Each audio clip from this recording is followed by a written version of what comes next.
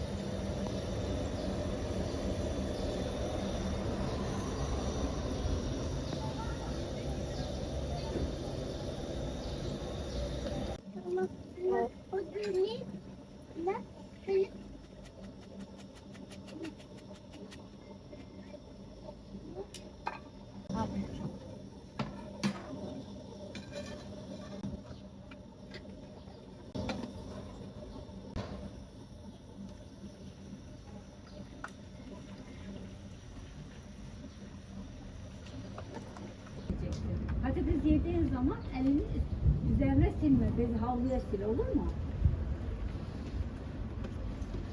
Anladın mı? Anladın mı şimdi? Ne dedim ana, o havluya sil, o elinin yağını ona sileceksin. Görüyorsun mu? Aç kıştaydım tat geldi mi? Şunu al bak. Bırak burada.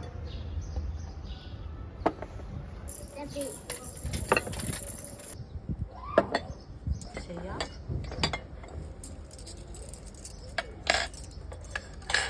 Sen kaç koç, bir koçasın mı? İyi. Al sen şimdi.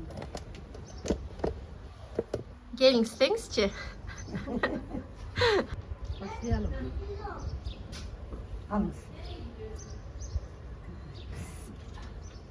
Oh. Abla çay biraz olsun mu? Tamam olsun, hakikaten de. Düşürdük ya. Bir şey olmaz, gel. Onu diyor işte alalım. Gel. Ver.